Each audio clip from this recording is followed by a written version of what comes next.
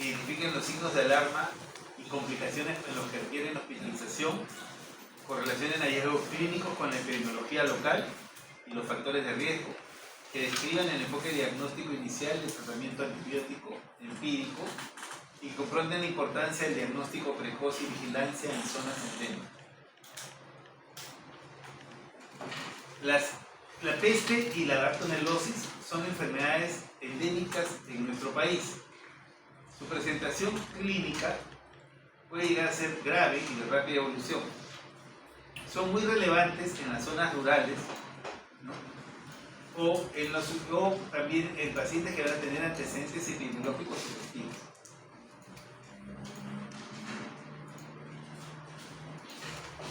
¿Ya? El agente etiológico de la peste, vamos a comenzar con la peste, es la Yersinia pestis, ¿no? Que es un bacilo gran negativo y móvil, una tensión bipolar, que parece mucho, es una tensión como de un alfiler, digamos, ¿no? Un alfiler de pañal. No sé si han visto un alfiler. Ya en su época no ha habido pañales.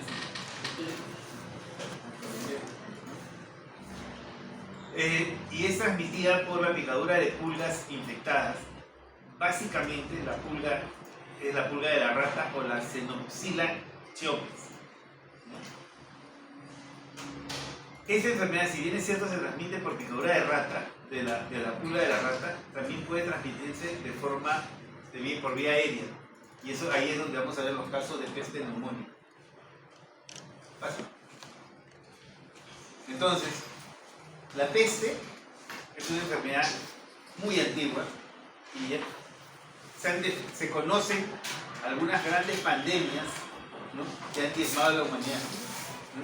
Y como se dice, la peste de Justiniano, por ejemplo, de la época de Justiniano, que duró como 200 años, ¿no? En esa época lo que diezmó de tal manera a la población que se dice que había un cambio genético en la población humana, ¿no?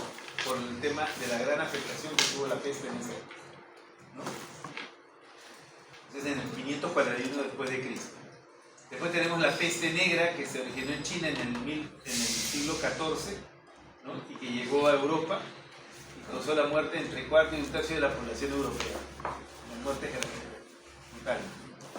Bueno, y ahora último, la peste moderna que se ha propagado generalmente en la zona china con una gran mortalidad también.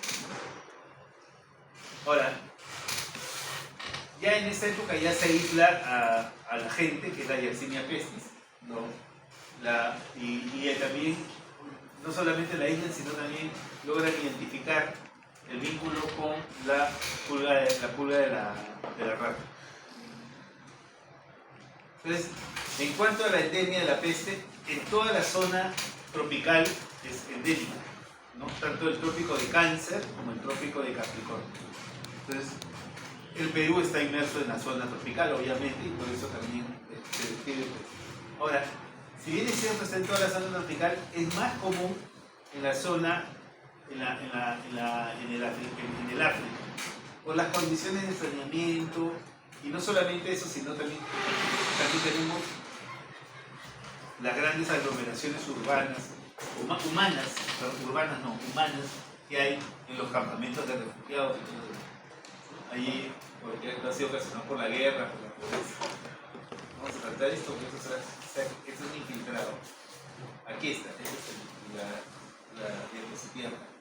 Entonces, el reservorio, en este caso, en la peste, el reservorio es este animalito, que es la rata negra, ¿no? Que es el ratus ratus, ¿no? Ahora, la rata negra es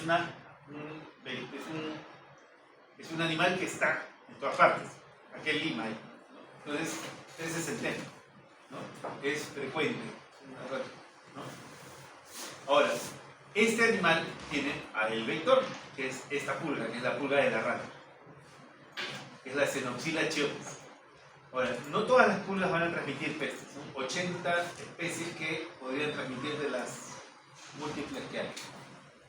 O sea que en ese sentido pueden estar algo tranquilos, sin pico el cuerpo, o si les pasan una pulga en el mismo. ¿Ok? Como les dije, la peste está ubicada todos los continentes. Nuestro país ha reportado peste de forma endémica y vamos a ver nosotros una epidemia de peste ahora, ¿no? En la zona de la India, bueno, toda Europa. En las zonas frías es particularmente común porque por el tema o sea, el aseo como que no es de mucha costumbre, ¿no? Si no, pregúntenle a los franceses. ¿Ok? Miren, estos son los casos de peste que se han descrito, sí pasa, en los últimos años, de finales del siglo pasado hasta la actualidad.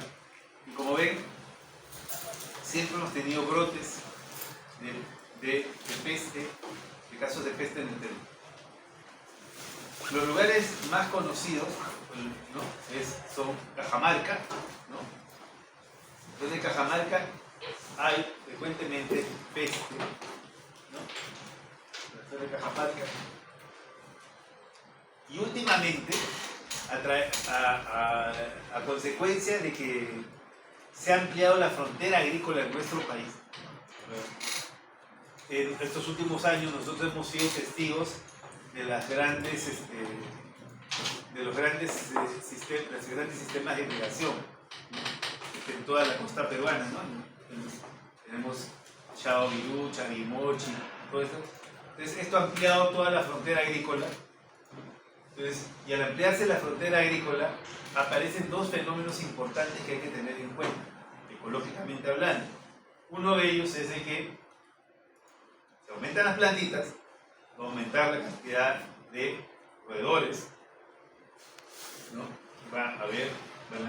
Que van a aprovecharse total o parcialmente de esas plantitas. Eso por un lado. Y lo otro que vamos a tener es migración humana, ¿no? Y la migración humana es migración de zonas, por ejemplo, en el caso de la costa norte, hay una gran migración de las personas, de la población de la sierra hacia la costa. Y en esa migración, las personas no solamente se movilizan, sino también movilizan a sus animales domésticos y también movilizan a sus vectores. Entonces, lo que era una zona de peste, que era Cajamarca, donde uno habitualmente podía vivir uno o dos casos de peste, ahora se ha desplazado un poco hacia el costadito y ha cogido a la zona agrícola de Trujillo, la Bahía, que la Libertad. Entonces, nosotros vamos a ver peste también podemos ver peste en esa zona. Y es por movimientos de población, ¿no? Y es inevitable, obviamente es inevitable, porque todo el mundo busca su desarrollo personal, ¿no? Entonces, el tema agrícola es un boom en el país, ¿no? Y bueno, todos pueden beneficiarse de ello. O sea que hay que aprender también que la ecología va a ocasionar esas cosas.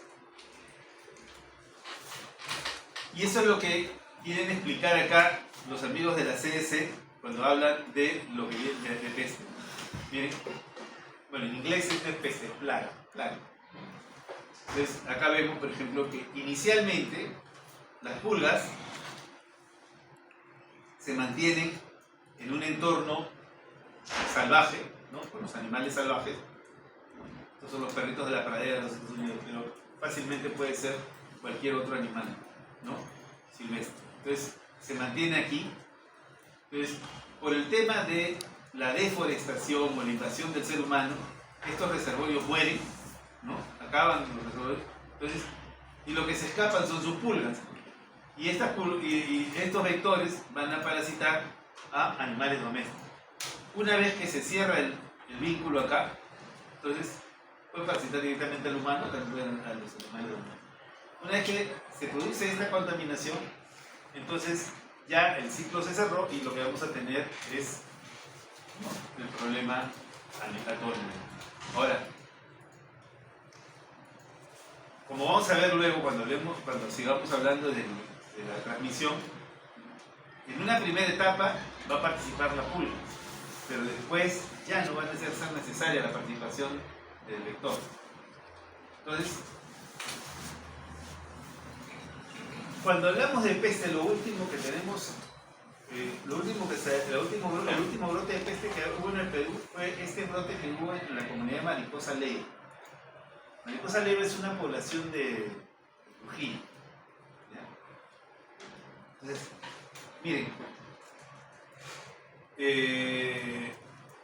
las características clínicas y epidemiológicas de los casos de brote de peste neumónica primaria humana en el norte del Perú, ¿no? Se ha identificado el caso índice, o sea, la primera persona, y 3 casos adicionales. De estos últimos, dice, 2 fueron infecciones intrahospitalarias relacionadas con el caso índice. La presentación clínica inicial se caracterizó por fiebre de inicio, la primera, o sea, el caso índice, fiebre de inicio súbito, escalofríos, mialgias y dolor torácico, de evolución de venas más o menos 24 horas e hipotensión arterial y cianosis. El inicio del tratamiento específico varió de 2 a 12 días, observándose que los casos, bueno, lo cierto es que fueron 4 casos y la letalidad fue de 50%. 2 se murieron. De los 4 se murieron 2. Entonces, lo importante es esto. Se evidenció la transmisión intrahospitalaria de peste neumónica en el Perú con manifestaciones graves y alta letalidad. Okay. Estos son los casos, los 4 casos. El caso 0 es el caso índice. Localidad de procedencia, como le dije, Ascope, mariposa leve en Ascope, zona rural, ocupación ama de casa, infección, bueno, el diagnóstico inicial como una infección urinaria, la tontería siempre de que a todos les recetan la infección urinaria, influenza, neumonía típica, por cierto. Tipo de contacto, contacto directo de persona con el gato. O sea, desde ahí vamos viendo que la persona, el caso índice es una persona que hace una neumonía, ¿no? Una neumonía severa, y que el caso, ya después cuando se estudia, se identifica que el caso es el gato, el caso de transmisión es el gato de la casa. Acá tienen sus pruebas, las pruebas como salieron, y el diagnóstico fue una peste neumónica primaria, confirmada. Quiero que vean el caso 1.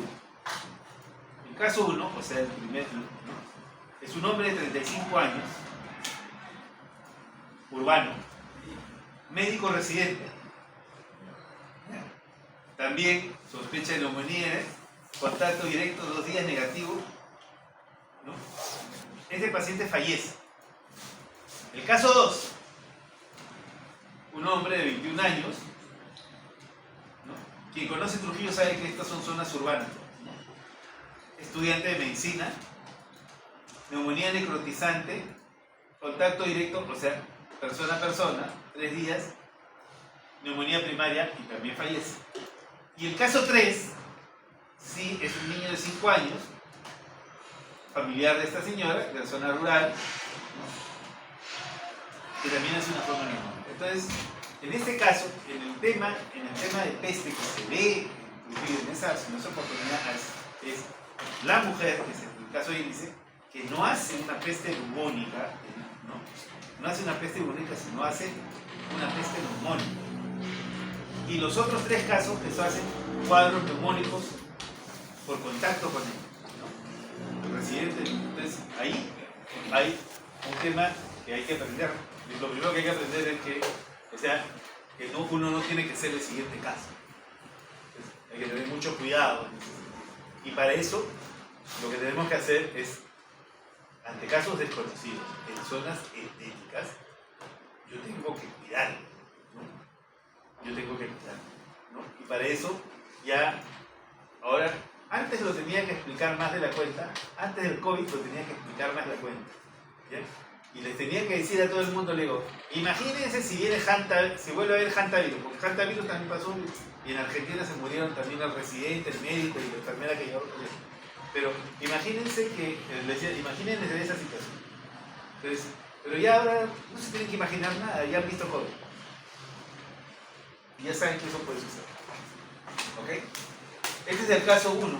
Esta es la mujer que hace un compromiso pulmonar severo, ¿no? Con presencia de ganglios y todo ello.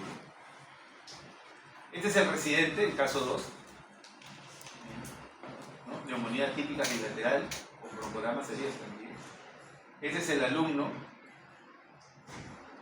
que también es un cuadro neumónico severo.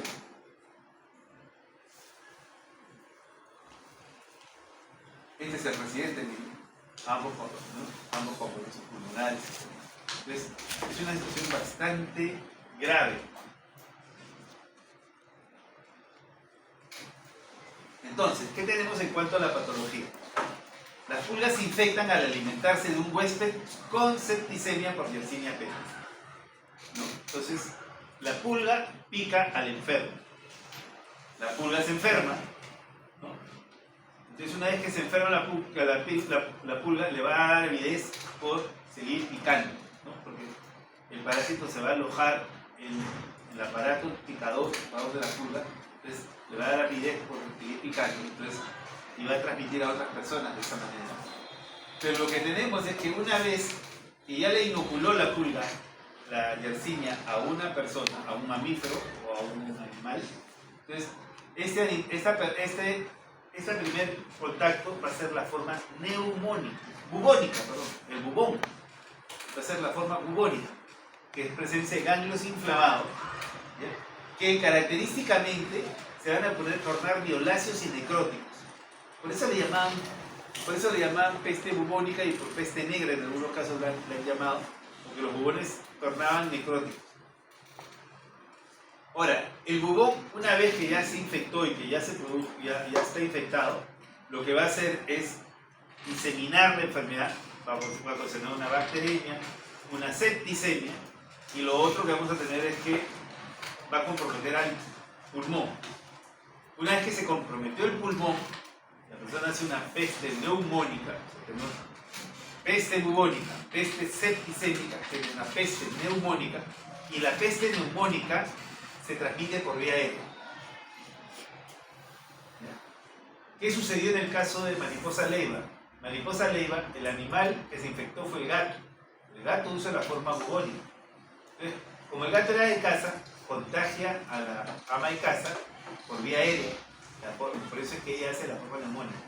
Y luego, lo que vamos a ver luego ya son formas neumónicas en las cuales se afectan el residente, el interno y el niño. Entonces, esa es la forma como se va a diseminar. ¿Qué quiere decir esto? Que la peste se puede transmitir por vía aérea o también puede transmitirse por picadura. Porque si la pulga está ahí y le pica a uno, entonces esa persona va a ser la forma también bubónica. Entonces, las formas clínicas que tenemos son la bubónica, que es fiebre, malestar y bubones dolorosos; la septicémica, que es una sepsis fulminante con coagulación intravascular diseminada, púrpura y gangrena; y la peste neumónica, que es la forma respiratoria con tos, hemoptisis, cisne y contagio entre personas, ¿no? La evolución es rapidísima, ¿sí? En el caso ahí dice, la ama de casa no hizo peste bubónica, hizo directamente... Porque el gato hizo la bubónica. El gato hizo la bubónica. Una vez que el gato hizo bubónica, hizo la forma neumónica. El gato hizo las tres fases: bubónica, septicémica, neumónica. La forma neumónica es la que contagia a su dueño. Ella hace forma neumónica. Por eso es que ahí la confusión es esa, ¿no? Porque cuando se dice peste, lo que tú esperas tener es bubones, pero no, espera un ratito. Recuerda que tienes peste neumónica y que la peste neumónica es más eficiente en su transmisión que la bubónica. Se transmite, entonces, la peste bubónica se transmite por la picadura de una pulga infectada, menos comúnmente por contacto directo con fluidos o tejidos infectados, ¿no? Eso sí es que eso ya es que si tocas las secreciones o si tocas o los restos de las personas cuando fallecen de este contagio. La incubación es de 2 a 6 días e inicio agudo con síntomas inespecíficos: fiebre muy alta, entre 38 y 40 grados, cefalea, dolor corporal, náuseas, vómitos. Si hay en la forma bubónica, va a aparecer un primer bubón único, que es el bubón índice, o sea, ¿no? Que es doloroso, inflamado, caliente, palpable a los 2 a 3 días. La localización va a identificar principalmente de dónde vino, el punto de inoculación, ¿no? Si ha sido en la mano, en el brazo, va a ser axilar, que también puede ser cervical, si es que, por cercanía, o también podría ser inguinal. Entonces, es más o menos el primer bubón va a ser identificar el punto de ingreso. Sin tratamiento, la enfermedad progresa al estado tóxico, ¿no? Vamos a hacer la forma septicémica, y luego pasa a tener la forma neumónica. Entonces, ya en forma neumónica, la transmisibilidad es por vía aérea. Bueno, y si sigue teniendo pulgas, se sigue también pasando. Entonces, el tratamiento antibiótico va a ceder, va a lograr controlar la enfermedad, pero se tiene que tener una gran sospecha desde un primer momento, ¿no? Entonces, eso hay que tener una idea en base a la zona donde está ubicado el cuadro. La septicémica es una diseminación de tipo, es una sepsis, ¿no? Realmente. Lo que vamos a tener es que va a desarrollarse un gran proceso inflamatorio. Vamos a ver podemos ver una coagulación intravascular diseminada, vamos a ver síndrome de respiratorio, vamos a ver acrocianosis, ¿no? Vamos a ver necrosis de tejidos, todo ello. Puede comprometer meninges y comprometer también los globos oculares, que también es una forma común, ¿no? Entonces, en estos casos ya la situación es bastante grave, ¿no? Y bueno, el germen es muy fácilmente recogido por cultivos o por PCR actualmente. La forma neumónica, como les decimos, es altamente virulenta y transmisible de persona a persona. La incubación es corta, de horas a 2 a 3 días, ¿no? De inicio súbito, con fiebre, escalofríos y malestar. Puede ser secundaria a una septicemia o puede ser secundaria a una peste bubónica. Si se da inicialmente, como el caso de mariposa leiva, lo que vamos a ver es que el diagnóstico va a ser difícil, ¿no? Entonces hay que tener mucha sospecha, ¿no? Entonces hay que tener en cuenta otro detalle. O sea, probablemente ustedes ya estén sensibilizados por el tema del COVID, ¿no? Que piensan que, y creo que también le hemos perdido también el respeto al COVID. Ya prácticamente, difícilmente nosotros vamos a tener problemas con el COVID, pero en una primera etapa cuando apareció el COVID, ¿no? El tipo de control que se tenía, ¿no? Era justamente pensando en algo así como una peste neumónica, ¿no? Porque había que cubrir a la persona completamente para evitar contactos con secreciones de todo tipo. Ya después se identificó que es vía aérea y por usar mascarilla de verdad. Pero en una primera etapa el temor era ese, ¿no? Pensando que era una peste como la peste neumónica. Ahora, la peste neumónica es una enfermedad que también está dentro de la guerra, puede estar incluida dentro de lo que viene a ser la guerra bacteriológica. Ya hemos identificado algunas, ¿no? ¿Cuáles son? Una de ellas es, ¿se acuerdan? Agentes que se pueden utilizar en guerra bacteriológica. El antrax. Antrax. Una es antrax. Botulismo también son, pero antrax es más fácil. La otra es brucela, ¿no? Esta es la tercera. Aunque ya la han usado en guerra bacteriológica, ¿no? Cuando uno lee los libros de los cruzados, los que hacían los cruzados, cuando alguien se moría de peste, agarran, lo mandaban así con la catapulta. No es que te mandaban una piedra, sino que mandaban un enfermo, un muerto con peste, y te transmitían las pulgas. Claro, uno se ríe ahora, pero imagínate que te cae un cadáver así a tu casita, ¿no? Debe ser una cosa peligrosa. Ahora lo corremos por los balones. Bueno, entonces, en el caso del diagnóstico hay que pensarlo para bubónica, fiebre, bubón y exposición epidemiológica, ¿no? La microbiología es aspirado de bubón, un hemocultivo, y si hay formas neumónicas, estudio de esputo.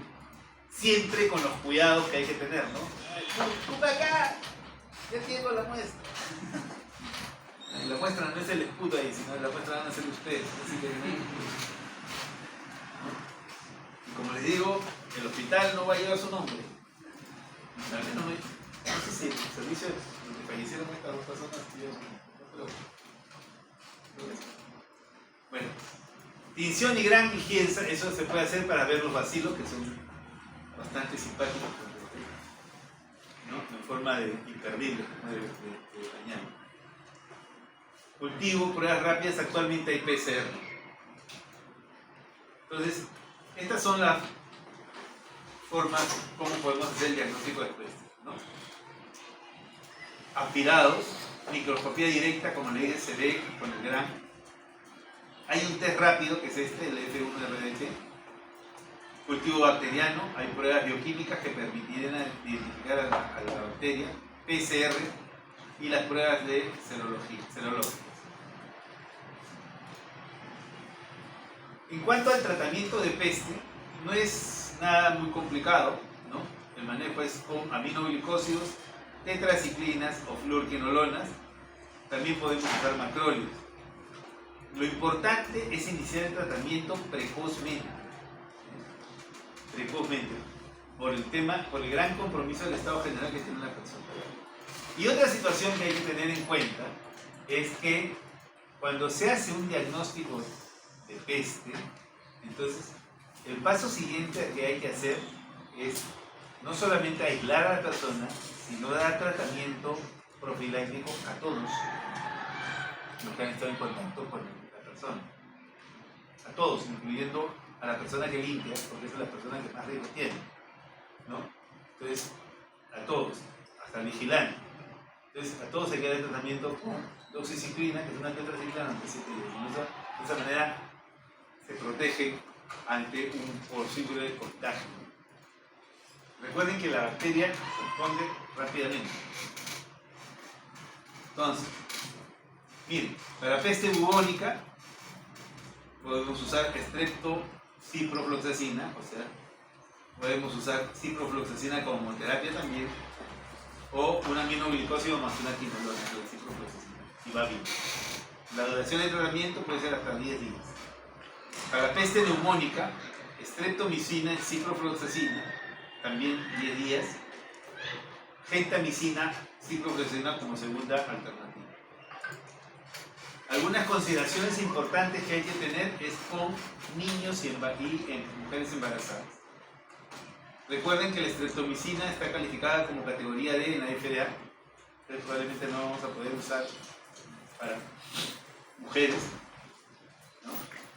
Pero podríamos usar ciprofloxacina y un aminoglicósido como la gentamicina, ¿no? En niños, la ciprofloxacina podría ser un medicamento de elección. En cuanto a prevención y control, hay que hacer vigilancia epidemiológica en zonas endémicas. Entonces, obviamente, ustedes cuando vayan a hacer su serum, tienen que averiguar qué cosa hay en la comunidad, ¿no? No vayan a ciegas nunca, vayan a averiguar siempre qué cosa hay en la comunidad para evitar situaciones complejas, ¿no? Después, control de roedores y pulgas. Y en ese sentido hay que tener en cuenta algunas cosas. Por ejemplo, hay una historia pequeña con respecto a los zancudos en la selva, que dice que si tú matas al zancudo, si matas un zancudo, los que están alrededor van a venir al infierno. ¿Ya? Entonces, eso lo dicen muchas veces, no mates al zancudo porque los que están alrededor van a ir al infierno y la cosa va a ser peor, ¿no? Sí. Salvando las distancias, tiene bastante de verdad. ¿Por qué? Porque ¿qué pasa? Los roedores comparten, o sea, son parte de nuestra ecología, ¿ya? O sea, son parte de nuestra ecología. Entonces, no vamos a eliminar a los roedores así los quieras matar a todititos, ¿ya? Así de rapices del parque. El alcalde de mi distrito desratiza el parque siempre, no deja de tener ratas. Entonces las ratas siempre van a estar, no es aniquilarlas a todas, sino es que hay que tener control de los roedores, que es más difícil. ¿Por qué? Porque si tú en las zonas agrícolas, si tú matas a los roedores de las casas, eliminas a los roedores en las casas, entonces los que están en la zona rural se van a meter, ¿no? Y entonces tú no sabes si ha sido mejor la cura o la enfermedad, ¿no? Entonces hay que tener cuidado de eso. Hay gente que se queja mucho de esas situaciones, son los agrónomos. Se los digo porque tengo dos hermanos que son agrónomos y trabajan en plantaciones enormes. Entonces, y cada vez que al alcalde se le ocurre desratizar el pueblo, estos reniegan porque les cambian sus ratos. Entonces les mueven sus ratos. Los andas que ellos ya tienen controlados, se la pasan esos se van al pueblo y vienen nuevos. Entonces, ahí hay que tener una suerte de control biológico, ¿no? Para evitar el problema. Otro ejemplo, que no se lo dije anterior, es el Hospital Loaiza. Hace 5 o 6 años sacaron de que las ratas se paseaban por los pasadizos, por las salas de hospitalización. Entonces ustedes veían que las ratas, o sea, se paseaban, o sea, estaban los pacientes hospitalizados y las ratas pasaban por lugares. Entonces, ¿qué había sucedido? Algún iluminado del hospital dijo: hay que matar a todos los gatos. Hay que eliminar a los gatos. Hay demasiado gato en el hospital y hay que eliminar a todos los gatos. Entonces, obviamente eliminó a los gatos. Entonces, una vez que eliminó a los gatos, nos llenamos de ratas. Entonces, nos llenamos de ratas saliendo del hospital. Entonces después tuvimos que traer gatos. Entonces, la situación no es tomar acciones de ese tipo, sino hay que tomarlas pensando en la ecología, ¿no? Que es una situación que ustedes la van a ver más que ahora que se habla del tema de una salud, y probablemente ya luego se lo versen otras personas, si es que hacen eso. Pero la idea es esa, o sea, controlar biológicamente, no arrasar, porque no erradicas nunca nada. Controlas biológicamente, ¿no? Evitas que proliferen, pero no los aniquilas porque no vas a poder hacer. Es un detalle que hay que tener en cuenta. Hay que educar a la comunidad para que evitar el contacto con animales muertos. Si encuentras un animal muerto, porque eso también sucede, ¿no? No este caso de mariposa leo, sino el caso de rabia, por ejemplo, que hubo en Yacuntich. Ustedes conocen dónde es Yacuntich, no les voy a decir dónde, ustedes ya saben dónde es Yacuntich. La cosa es que en la zona de Yacuntich, que es una zona del nororiente peruano, está el río Morona, claro. Entonces, en esa zona hay una población que es la población Achuar. Entonces, esa población Achuar de ganadería no sabe nada. No sabe nada de ganadería. Sin embargo, querían tener vacas. Entonces, otro inteligente les da vacas. ¿Quieres vacas? Toma vacas. Entonces, la vaca. Entonces, como las vacas son semejantes animalazos, entonces, ¿quién vio que se le hizo el día? Los vampiros. Los vampiros vieron que se le hizo el día, porque es una vacaza, así que le puedo sacar toda, le puedo picar cuantas veces quiera. Entonces le transmitió rabia a la vaca.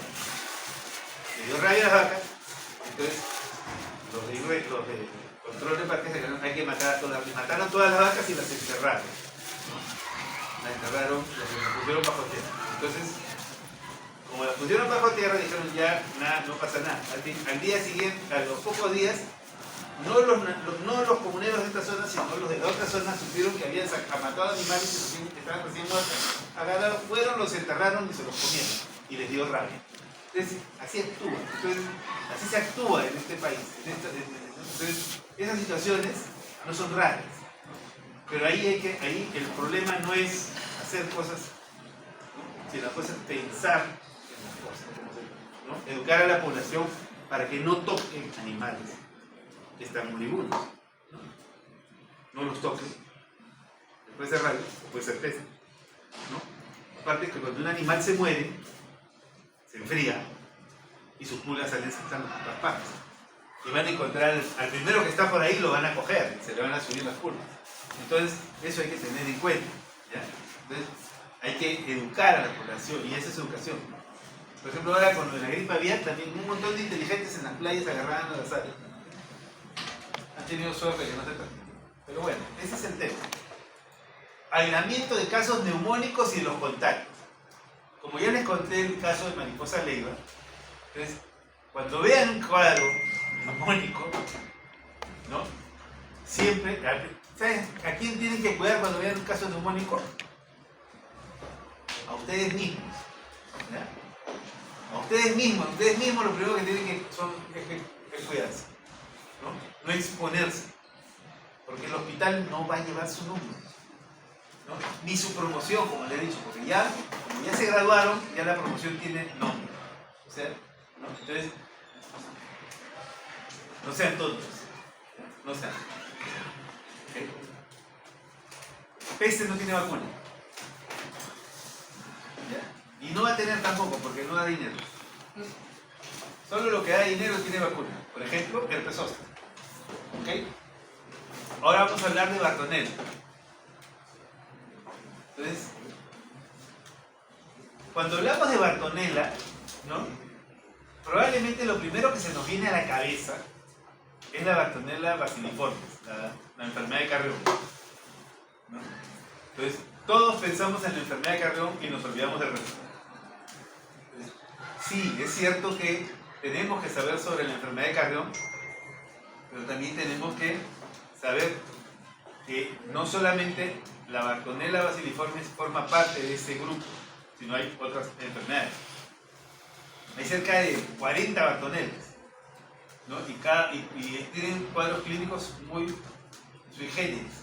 Entonces, nosotros ahora vamos a aprender no vamos a aprender todas, no vamos a aprender las 40, vamos a aprender solamente 39 de ellas, ¿ya? Sí, para facilitarles el aprendizaje a ustedes. Entonces, vamos a comenzar con la Bartonella, ¿no? Son bacilos gram negativos. Inicialmente estaba incluida la Bartonella bacilliformes, ¿no? Cuando la primera descrita es esta, la Bartonella bacilliformes. Hacia el año 92 ya se añadió la Bartonella quintana.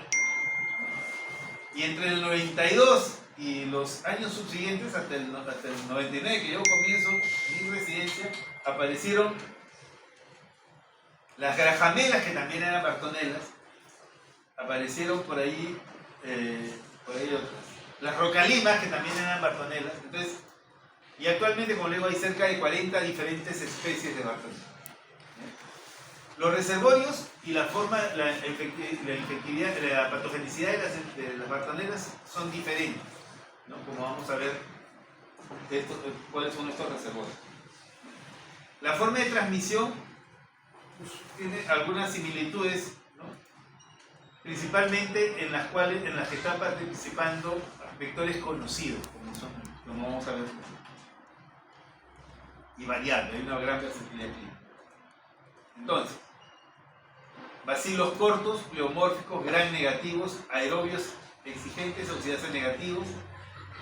Su relación filogenética es muy cercana a las brucelas, a los agrobacterios, a Rhizobacterium. Tienen flagelos, como hemos visto en la primera diapositiva, vimos que tenía flagelos, ¿no? En algunas hay fimbrías. La invasión celular es por proteínas, actina y allí proteínas que se van a pegar al endotelio.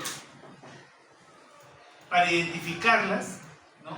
Se utilizan patrones genéticos que son los que están descritos aquí abajo, ¿no? Identificación molecular.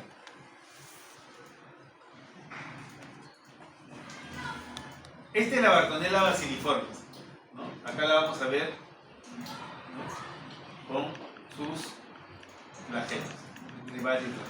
Entonces, que le da características de invasividad al parásito, a la bacteria. Hablando de Bartonella, básicamente, entonces, la Bartonella tiene un vector identificado. Y ese vector es el fleboto, del género Lutzomyia. Pueden haber otras Otros vectores sí, pero emparentados con la luxonía, ¿no? Eso es lo que hay que tener en cuenta, ¿no? Experimentalmente se ha podido transmitir, experimentalmente, no se ha descrito en la comunidad, no se ha descrito de forma natural, pero se ha podido transmitir por garrapatas. No es lo que se va a ver en la comunidad. Al menos eso no está descrito, solamente de forma experimental. En cuanto a su distribución geográfica, la bartonela está limitada a la zona de los Andes, a los valles interandinos entre 500 y 3000 metros, es lo que se refiere. Como le decimos, es de zonas de clima medio, templado y con humedad, donde puede proliferar la luxonía. Por contigüidad podría aparecer en las zonas, en zonas de selva contiguas, ¿no? Podemos ver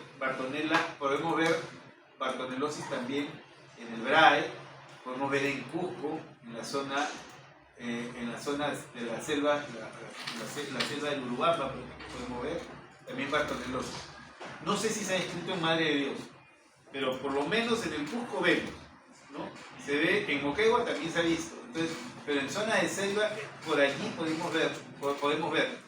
Por ahí también se ha descrito en la zona de Amazonas algunos casos, pero usualmente su ubicación es entre 500 y 3000 metros. La transmisión ocasionalmente ocurre en la época de calor y de lluvias, ¿no? Esa es la transmisión predominante de la bartonelosis. Acá tenemos al mosquito, ¿no? Entonces es bastante pequeñito, ¿no? Entonces es conocido como, en algunas partes lo conocen como manta blanca, la manta. Entonces, este es el intestino del mosquito y este es su probóscide, para que vean cómo está parasitado. Este gráfico que está en el manso me parece interesantísimo, ¿ya? Porque les va a ayudar para poder identificar la clínica de las diferentes bartonelas, o las demás de mayor importancia. Por ejemplo, tenemos las formas localizadas y tenemos las formas en las cuales se parasita al eritrocito. Las formas localizadas, ¿no? La característica es la enfermedad de arañazo de gato, Cat Scratch Disease, ¿no? Y las formas en las cuales se parasita al eritrocito, vamos a tener la fiebre de la orolla y la fiebre de las trincheras. Vamos a tener las que van a producir lesiones angioproliferativas. Dentro de ellas está la verruga peruana, la angiomatosis basilar y la peliosis hepática. Angiomatosis basilar y peliosis hepática se presentan principalmente en inmunosuprimidos.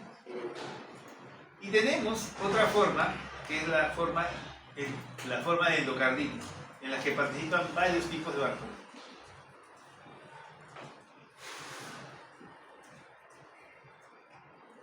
En cuanto a Bartonella basiliformis, invade eritrocitos y células endoteliales.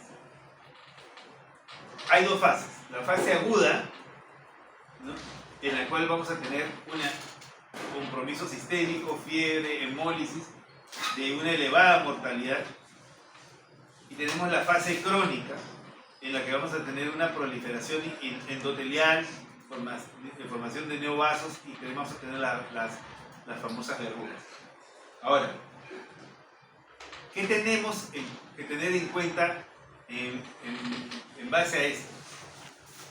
Las fases agudas, las formas agudas, ¿no? Que es la fiebre de la orolla propiamente, se da principalmente en personas que no son lugareños. Las formas crónicas es la que se ve en los lugareños.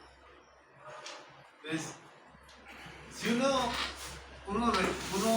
va a lo que viene a ser la historia, no la historia del Perú, sino la historia médica del país. Entonces, y uno se ubica en lo que viene a ser la enfermedad de Carrión, en la época de Carrión, previo a la época de Carrión, ¿no? Ahí tenemos un fenómeno ecológico importante, ¿no?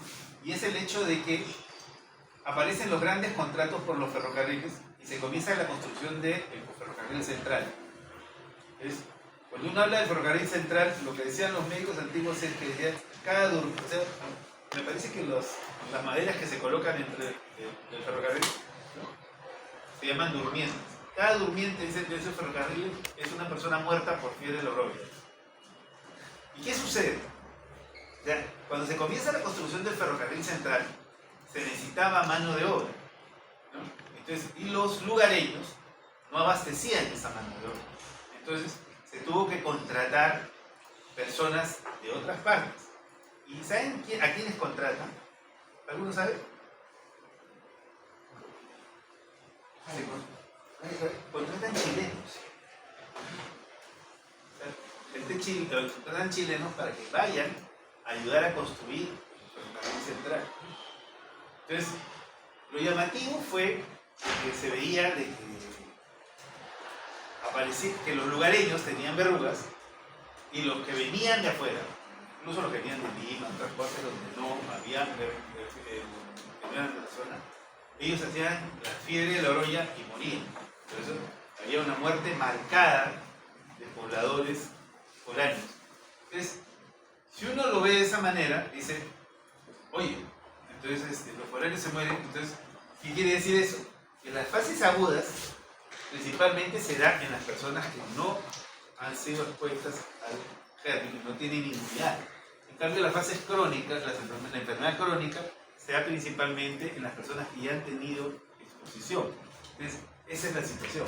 Lo cual explica una cosa importante que hay que tener en cuenta, y es que si existe eso, quiere decir que puede existir vacuna. Puede existir vacuna. Entonces, el mejor homenaje que le podemos hacer a Carrión no es ponerlo en un monumento, sino es generar una vacuna. ¿No? Generar una vacuna. Entonces eso es importante. Pero si no... Doctor, ¿no sería, entonces son dos enfermedades o son dos fases de una enfermedad? Lo hablaban como dos fases de una enfermedad. Claro, es una sola. Claro, esa es la explicación que se da, ¿no? Eso es lo que Pero o sea, hay que ver más allá del tema, ¿me entiendes? O sea, ya, sí, no son dos fases, o sea, que todo el mundo aprendió eso. Yo también lo aprendí de esa manera.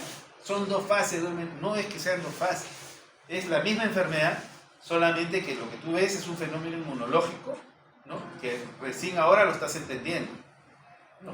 Entonces, ¿qué pasa? El foráneo va a ser el cuadro severo, porque el foráneo no estaba expuesto al germen, y va a ser el cuadro severo, ¿no? Igual con COVID. Al comienzo todos éramos foráneos para el germen, y nos enfermábamos y nos moríamos. Ahora ya nadie se muere por COVID. Entonces, ¿por qué? Porque tú desarrollas una inmunidad. ¿Entiendes? O sea, por eso es que, o sea, hay que entender el fenómeno, ¿no?, y analizarlo con más profundidad. Porque sí, todos van a, o sea, la gran mayoría va a hablar, son dos fases, ¿no? La misma enfermedad, solamente que en el lugareño se da de una manera y en el foráneo se da de otra. Como malaria, como COVID, como peste, todo. Entonces, ese es el detalle. La localización de las bacterias es bueno. La Bartonella falciforme se propaga pasivamente del sitio de localización, particularmente por la ayuda del flagelo. La localización es tisular, las bacterias se establecen en el citoplasma de las células endoteliales en el retículo endoplasmático. En la fase aguda eritrocítica, tras la incubación, comienza una fase invasiva leve, afecta a una gran cantidad de eritrocitos, y en eso se parece mucho a las primeras fases de la malaria. Hay un cuadro clínico severo, que vamos a tener fiebre, escalofríos, anemia hemolítica, a diferencia de malaria que no tenemos hemolítica, y una alta mortalidad. A la autopsia vamos a ver anemia hemolítica aguda, palidez y agrandamiento de órganos linforeticulares. En la médula ósea vamos a ver hiperplasia medular en respuesta a la hemólisis. En las personas que desarrollan, o sea, que pasan la fase de la fiebre de la orolla y que desarrollan inmunidad, lo que vamos a ver es proliferación endotelial y episodios leves de bacteremia cada cierto tiempo, ¿no? Entonces, en la persona que tiene verruga, vamos a ver la verruga en sí y vamos a observar anemia, ¿no? Y en algunas etapas bacteremia que a veces pasa desapercibida. Fase aguda, ¿no? Los signos de alarma de fase aguda son anemia severa con desaturación de oxígeno, y en eso se parece mucho a malaria. Ictericia progresiva, que también podría parecerse. Deterioro del sensorio, encefalopatía hipóxica, ¿no? Que podría estimular también una malaria cerebral. Shock séptico, hipotensión refractaria y coinfección con otros gérmenes oportunistas. Aquí es donde uno ve que la enfermedad también va a producir un deterioro inmunológico, porque afecta al sistema reticular endotelial y porque afecta básicamente a las células del feto también. Vamos a tener una enfermedad aguda. Pero en la primera fase, nosotros, si la persona proviene de Huaraz, por ejemplo, ¿no? Si proviene del Callejón de Conchucos y hoy me viene con un cuadro así, o sea, básicamente voy a pensar en fiebre de la orolla, ¿no? O fiebre de la orolla. Pero si la persona me viene del Braille, o viene de la zona de Quimbiri o la zona de Charate, ¿no? Entonces yo voy a pensar que puede ser fiebre de la orolla, pero también tendría que hacer un descarte con malaria, porque ahí sí hay también malaria. Entonces las dos cosas podrían estarse presentando. ¿No? Entonces, y ahí voy a tener que hacer el diagnóstico diferencial. Entonces voy a tener que tener un criterio claro epidemiológico para poder determinar, ¿no? Para poder determinar qué cosa es lo que tengo frente a mí. Fiebre de la orolla, manifestaciones agudas. Entonces, la población, niños y jóvenes, igual que malaria. La incubación es 2 a 14 semanas, ¿no? Comienza con fiebre leve y va aumentando en malestar general. Puede afectar hasta el 80% de eritrocitos, lo cual va a ocasionar anemia hemolítica en ellos, ¿no? Van a tener cuadros de anemia severa. Fiebre alta, escalofríos, anemia rápida y palidez. Por eso es que hay confusión con malaria. Puede haber cefalea, vértigo, debilidad. Luego de ello, ya va a pasar la persona a entrar a la fase crónica, que es la enfermedad va entrando a la fase de verruga, en la que vamos a tener episodios de bacteremia distanciados. ¿Se acuerdan de la premonición en los casos de malaria? La diferencia es que en la malaria tú no vas a ver verrugas. En la malaria tú no vas a ver verrugas. En cambio, en el caso de Bartonellosis, sí vas a ver la famosa verruga peruana. La verruga peruana no es otra cosa, sino es un acúmulo de neovasos, ¿no? Que es lo que caracteriza a los verrucomas de la verruga peruana. Usualmente lo vamos a ver en extremidades, ¿no? Entonces, y vamos a ver lesiones múltiples. Ahora, característicamente podemos clasificarlas, ¿no? Las lesiones entre miliares, si son muy pequeñas, como el que vamos a ver luego en la foto. Vamos a ver nodulares, si son más grandes, que son más o menos de menos de 1 centímetro. Y vamos a tener la otra, que es la forma angular, que son grandes lesiones, ¿no? Y que son son lesiones de menos cantidad. Se van a parecer mucho, ¿no? En una primera etapa pueden parecerse mucho al sarcoma de Kaposi. ¿Cómo se hace la diferenciación? Obviamente que el sarcoma de Kaposi, ¿a quién le da? Personas VIH estadio SIDA. No solamente VIH estadio SIDA. El sarcoma de Kaposi. Y aparte de esto, el sarcoma de Kaposi generalmente le da a hombres, ¿no? Hombres que tienen sexo con hombres. ¿Y el sarcoma de Kaposi es transmitido por qué virus? Herpes 8. Herpes 8. ¿Ves? VIH, estadio SIDA, con lesiones, entonces yo tengo que plantear sarcoma de Kaposi dentro de mi diagnóstico. ¿Que puede tener verrugas? Sí puede tener verrugas, pero ahí más hay que plantear sarcoma de Kaposi, ¿no? Entonces eso hay que diferenciar. Si es mujer, heterosexual, mujer, entonces plantear sarcoma de Kaposi como que no va, ¿no? Entonces, ahora, las verrugas son muy sangrantes, ¿no? Entonces, y pueden infectarse también muy rápidamente, entonces hay que tener cuidado en ese detalle. La posibilidad que se infecte las verrugas en esa etapa puede darse generalmente por gérmenes, si las verrugas, si es que las estoy manipulando, puede ser estafa, ¿no? Ahora, en el caso de la fase aguda de la fiebre de Oroya, lo que vamos a ver es por comensales. Dentro de ellos, Salmonella es muy importante, pero hay que pensar en cualquier otra enterobacteria que podría complicar a los casos de fase 1. Acá vemos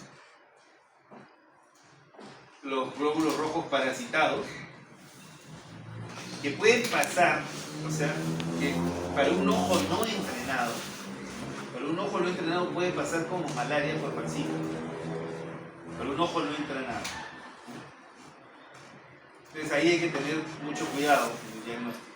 Entonces, por eso le decía que es importante que el microscopista tenga un buen entrenamiento para que no se confunda, ¿no? Entonces, podría pasar como una malaria por vacío.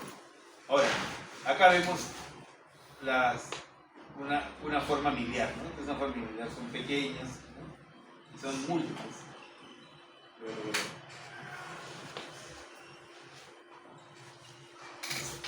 Hace un rato hablábamos de esta severidad en el caso de fiebre de Oroya. Ahora vamos a ver indicaciones de hospitalización en el caso de verruga. Uno de ellos es que la hemoglobina se caiga, menos de 7. Que haya compromiso sistémico, ¿no? Hipoxia, taquimia, ¿no? Que también puede ser ocasionado por la misma severidad. Descompensación hemodinámica que puede dar. Lesiones extensas, ulceradas o sobreinfectadas. Recuerden que la persona va a manipular las verrugas y las puede infectar. O infección, o si la persona se está sospechando que la persona está inmunosuprimida. En el caso del diagnóstico diferencial, como dijeron, malaria, importantísimo, ¿no? Hay que ver zonas. Leptospirosis icterohemorrágica, cualquier zona puede ser, no hay problema. Sepsis. Cuando se hablaba de sepsis, en el pasado se decía que la salmonela era un gran que comprometía muchas veces a las personas que tenían fiebre de Oroya. Es más, se piensa hasta que el Carrión se murió de salmonelosis y no se murió de fiebre de Oroya. Pero, bueno, son cosas que salen, que son anecdóticas tal vez. Anemia plástica aguda o brucelosis también. En la fase verrucosa, la leishmaniasis cutánea diseminada podría también darse el caso, ¿no? Entonces, ahí y también hay que tener en cuenta que guardan relación en cuanto al vector. Otras bartonelosis son las angiomatosis bacilares,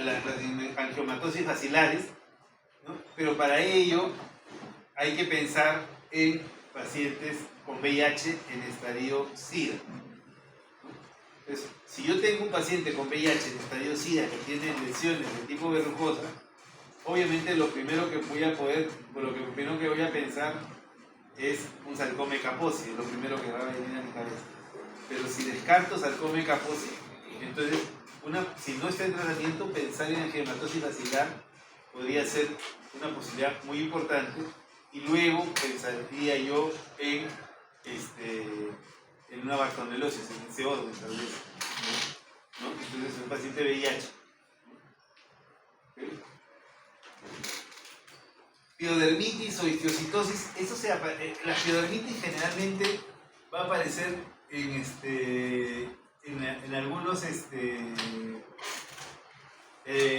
algunos niños, se ve generalmente, son lesiones verrucoides sangrantes, que se va a ver, es por toxina también. Ya ustedes ya les hemos hablado de las estreptodermias. Bueno, eso es Bartonella baciliforme. Ahora vamos a hablar de otra Bartonella, que es la que produce la fiebre de las trincheras. La fiebre de las trincheras tiene su nombre porque justamente fue una epidemia que apareció en el grupo de soldados que luchaban en las trincheras en la Gran Guerra.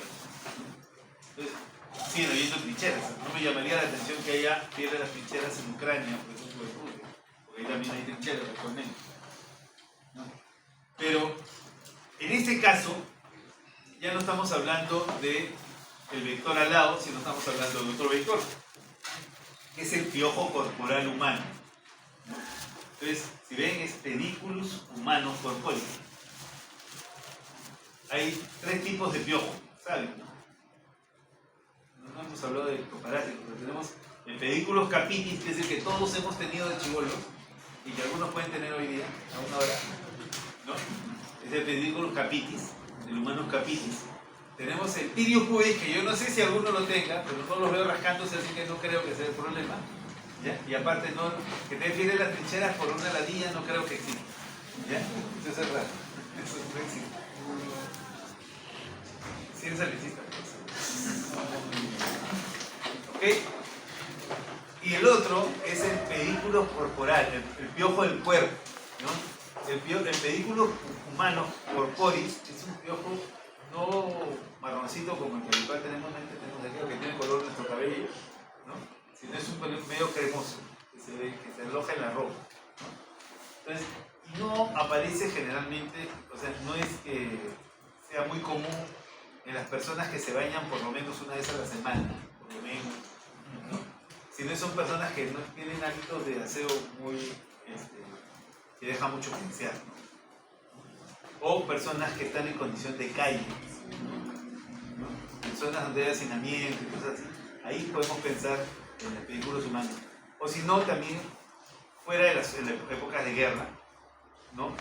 Durante los desastres naturales, cuando hay aglomeraciones humanas en campamentos de refugiados y cosas así, también puede aparecer el piojo corporal y podría transmitir esta enfermedad, ¿no? Entonces, es un vector, es una situación que más se da en esas condiciones.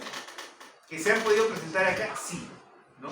Porque ha habido momentos en que ha habido hacinamiento en algunas, en las migraciones y cosas así. Gracias a Dios no se avisa. Pero es piojo el verdadero efecto, ¿no? Ahora, puede verse Bartonella quintana en piojos de cabezas y pulgas de gato, sí, ¿no? La pulga de gato es Tenocefalides felis, ¿no? Reservorio, bueno, puede transmitirse mediante arañazos y morduras más raras, ¿ya? Ahora, afecta a un pequeño grupo de glóbulos rojos y la enfermedad puede durar un periodo de más o menos 21 días. Y las características son muy parecidas: fiebre, gran malestar, ¿no? Obviamente que no tenemos la fase verrucosa, eso no existe. Pero sí hay bacterias. El otro cuadro clínico es importante. Ya hemos hablado entonces de verruga peruana, hemos hablado de Bartonella quintana. El otro que vamos a ver es la endocarditis. En el caso de la endocarditis ya es variada. Puede estar comprometida básicamente la Bartonella quintana, ¿no? Que generalmente, como le digo, está asociada a alcoholismo, pobreza y presencia de piojos. También puede estar la Bartonella henselae, ¿no? Que también va a afectar a personas que tienen valvulopatías y que tienen exposiciones a gatos no domésticos. Entonces, es muy difícil aislarla de las vegetaciones, ¿ya? Y la otra situación es que realmente muchas de estas lesiones van a requerir cirugías, ¿no? ¿Okay? Otras bartonelas que pueden estar involucradas son la Bartonella elizabethae y la Bartonella wilsoni. Pero pensemos entonces que cuando se da endocarditis y pensamos en bartonelas, ¿no? Entonces puede ser por múltiples gérmenes, ¿no? Pero predominantemente estamos pensando en quintana o estamos pensando en henselae, no tanto Bartonella basiliforme.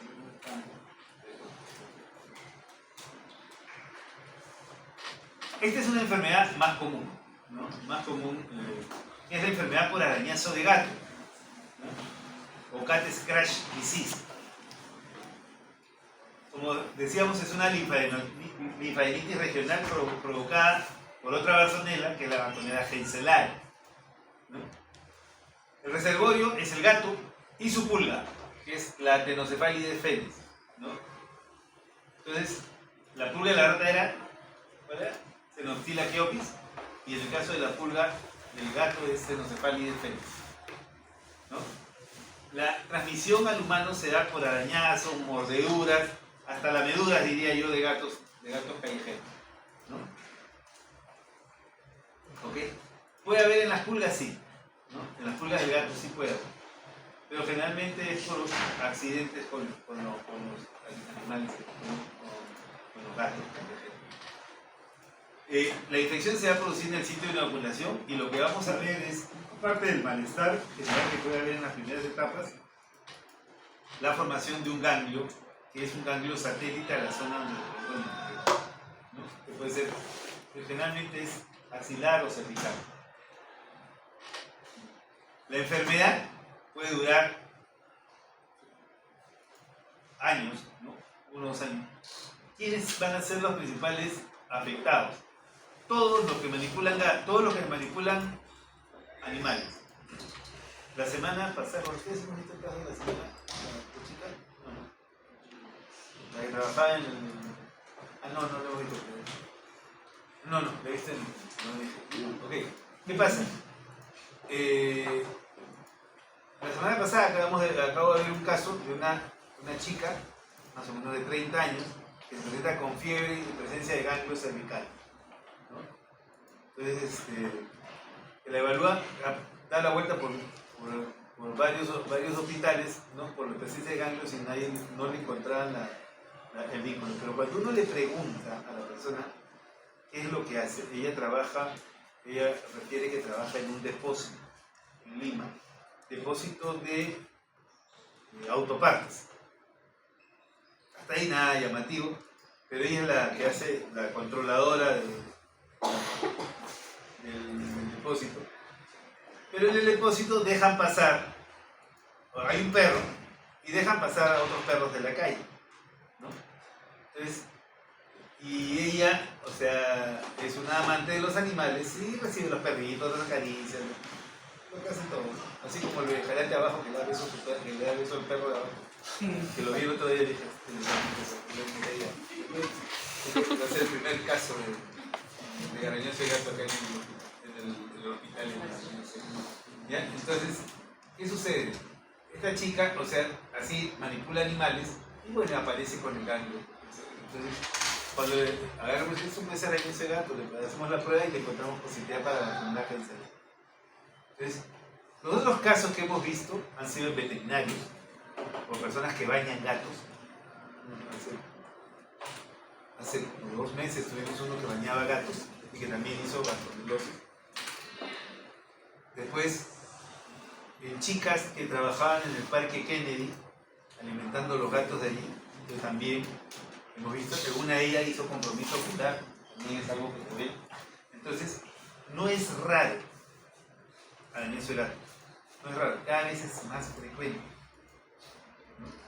Entonces, porque también cada vez existen más amantes de los gatos, más amantes, muchos amantes de los animales, ¿no? Entonces, ¿qué pasa? Si son animales callejeros, uno tiene que tener cuidado del caso. No se puede manipular animales callejeros porque traen todo, ¿ya? Entonces, y otra cosa es el tema de la crianza de los gatos. El gato uno lo cría dentro de su casa, ¿no? Pero hay personas que le dan la libertad al gato de salir a la calle. Entonces, los que le dan libertad al gato de salir a la calle también están particularmente expuestos, así que no controlan a su mascotita o a su hijito, como le dicen ahora. A los que comen curruñado no les pasa nada. A los que comen curruñado no les pasa nada. Por eso ustedes ven que a los aliancistas no les pasa nada. No tienen arañazo de gato, piensan que comen gato. Entonces, la presentación típica, clásica, es una pápula indolor en el sitio del arañazo, que aparece 3 a 10 días después. Hay linfadenitis regional que dura 1 o 2 semanas, los ganglios van a tener un tamaño más o menos de 2 a 3 centímetros, tampoco van a estar muy marcados. A la palpación es que los identifica. Refieren supuración, yo no la he visto nunca, ¿no? Pero generalmente son ganglios del cuello, de la axila, de la región cervical, ¿no? Entonces, por cierto, hay tratamiento y no hay ningún problema, se puede revertir, ¿no? Y esto, como dicen, es localizado. Complicaciones en inmunocompetentes, podría haber alguna afección del sistema retículo endotelial. En el caso de los inmunosuprimidos, sí podemos ver formas más severas. Y miren, y aquí aparece la angiomatosis basilar. La angiomatosis basilar, que es en los inmunosuprimidos severos, ¿no? Ahora, la otra situación que hay que tener en cuenta es de que las bartonelas van a producir un factor de crecimiento vascular. Y generalmente son las bartonelas que van a producir este tipo de lesiones angioproliferativas, como es la bartonela basiliformes, la bartonela henselae, ¿no? Que son las que van a tener este tipo de lesiones. En cuanto al diagnóstico, el diagnóstico es bastante simple: cultivo bacteriano de las muestras, PCR, que es más sencillo, ¿no? Serología, inmunohistoquímica. El seno diagnóstico también se puede hacer, a diferencia del seno diagnóstico que es con Chagas. En la enfermedad de Chagas el seno diagnóstico se hacía con el redubio, ¿no? En este caso, el seno diagnóstico, en estos casos hay que hacerlo con el vector para cada enfermedad, ¿no? Entonces, que puede ser pulgas en el caso de, bueno, en el caso de gatos, pulgas, piojos en el caso de la intana. Las tinciones, básicamente en las válvulas cardíacas, podrían ayudarnos a hacer un diagnóstico de esto. El tratamiento es bastante sencillo, ¿ya? En la mayoría de los casos de enfermedad por anemioso de gato, utilizar un macrólido o utilizar una tetraciclina es suficiente. Como les dije, a veces la bartonela henselae puede hacer cuadros de compromiso retinal. Lo vimos en una chica que recogía gatos de la Plaza Kennedy, ¿no? Hizo una lesión retinal y le dimos tratamiento. En ese caso le dimos tratamiento con acitromicina, ¿no? Pero se puede utilizar una tetraciclina o rifampicina, como dice en la gráfica, ¿no? Si hay compromiso hepatoesplénico, entonces hay que hacer tratamiento más prolongado. En la angiomatosis basilar podríamos utilizar macrónidos o tetraciclina y por largo tiempo, estamos hablando de 3 meses. Ahora, si es un paciente VIH positivo, estadio SIDA, aunado a esto hay que dar tratamiento antirretroviral. Porque la angiomatosis basilar más se ha descrito en los SIDA no tratados. Ahora ya no se ve mucho eso. Igual para peliosis hepática. En las fiebres de las trincheras, miren, doxiciclina podría usarse o gentamicina. En las endocarditis, la doxiciclina combinada con la gentamicina podría ser un buen tratamiento. En enfermedad de Carrión, hablando básicamente por fiebre de la orolla, hay que utilizar ciprofloxacina. En la literatura está escrito el cloranfenicol. Eso está escrito en la literatura, ¿ya? Antes se usaba mucho el cloranfenicol, pero ahora ya también se puede utilizar un beta-lactámico y también va bien. Lo que hay que tener en cuenta es de que puede haber resistencia, ¿ya? En el caso de ahí puede haber resistencia, hay que tener en cuenta, hay que ver bien el manejo. Verruga peruana, lo que refiere la literatura es usar rifampicina, ¿no? Por 21 días. Entonces, ese es básicamente el tratamiento de los casos de las bartonelas. No se preocupen que faltan, ya hemos visto 4, nos faltan 35 bartonelas más. ¿Ya? ¿Ok? Entonces, y para no aprenderse las 35 bartonelas, entonces hay que mejor pensar en las medidas de prevención. ¿Ya? Entonces, algo importante es el baño, ¿no? Utilizar perifolicidas.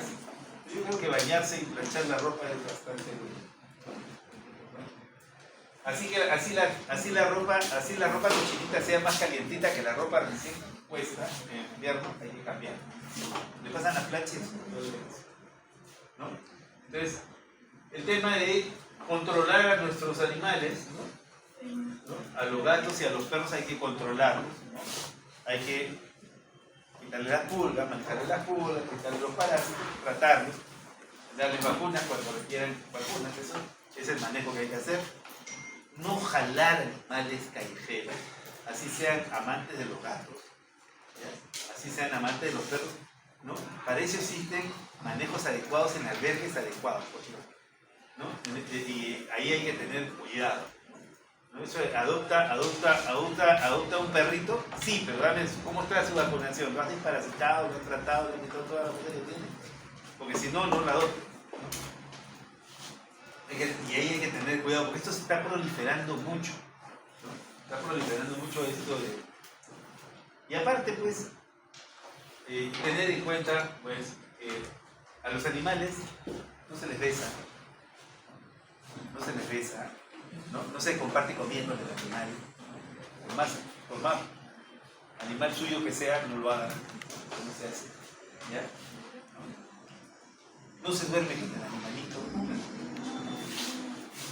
Esas cosas no se hacen. Pero bueno, algunos ya creo que algo les está fallando, ¿no? Ahora, en el caso de Bartonella, en el caso de los vectores de Bartonella, el control vectorial que hay que hacer es básicamente controlar el medio ambiente, ¿no? Controlar el medio ambiente alrededor de las casas, ¿no? Las luxomías crecen en las zonas donde hay gran cantidad de nitrógeno, ¿no? Entonces, hay cosas que me causan mucha gracia, y es cuando agarran y les preguntan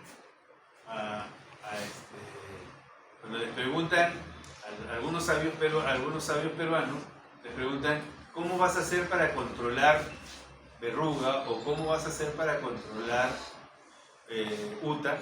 Y entonces dicen, hay que hacer lo mismo que se hace con Aedes o que se hace con Anopheles. Lo mismo, ¿sí? Entonces, ¿qué? O sea, y para eso tienes que controlar el agua, poner mosquiteros, ¿no? Entonces, y con eso vas a controlar uta, o vas a controlar Bartonella.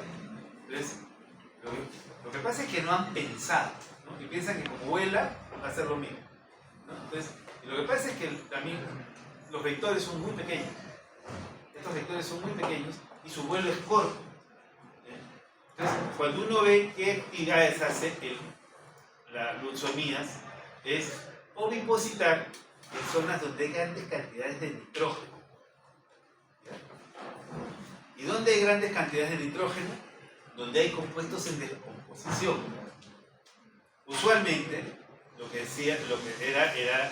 habitualmente ocurría era que se caían las hojas de los árboles, ¿no? O sea, eso sucede en el bosque, ¿no? Caen las hojas de los árboles, ¿no? Las hojas de los árboles se descomponen, hay una gran cantidad de nitrógeno, pero como llueve, es como dicen, ustedes vienen y ahí ovipositan. Entonces, ¿qué pasa? La persona se infectaba generalmente cuando se acercaba a esas zonas donde hay grandes cantidades de nitrógeno y todas esas cosas, ¿no? Pero ahora, ¿no? Ahora con la deforestación y las invasiones y todas estas cosas, ¿no? Las zonas que tienen grandes cantidades de nitrógeno no solamente son los árboles, ¿no? La base de los árboles, sino son zonas donde hay gran cantidad de cúmulos de basura, o zonas donde se practica el fecalismo. Entonces, donde hay fecalismo, ahí hay nitrógeno abundante. Entonces, ahí van a tener una gran cantidad de estos vectores, ¿no? Y está de más de saber dónde les pica, ¿ya? Entonces, pero eso es lo que va a suceder, ¿ya? Entonces, en la cercanía van a tener la posibilidad de que los piquen. Entonces, ese tipo de control hay que hacer, ¿no? Y hay que pensar que estos vectores van a comportarse de esa manera, que no es lo mismo que el Anopheles, ¿no? Que es un reactor de agua sucia, porque la malaria se transmite en agua estancada, o el Aedes, que se transmite lo deposita en agua clara. Como dicen en algunas partes, de todos, el más exquisito es el aire que va a depositar en agua clara. Los demás son más de campo. Así que hay que tener esos cuidados cuando uno hable de control de vector. Bueno, estas son las lecturas, estas son las lecturas, ¿no? Acá está. Ahí hemos vuelto al web Manson para poder revisar. Ahora, si quieren pueden leer esta de acá abajo. Está buenísimo, buenísimo. Es muy bueno. Dicen que van a enviar, y en la lectura de ellos dice que van a enviar cinco publicaciones más de 20 páginas. ¿Sí? Creo que va a estar divertido el próximo año. Bueno, entonces ya estamos en la penúltima clase, ¿no? La próxima semana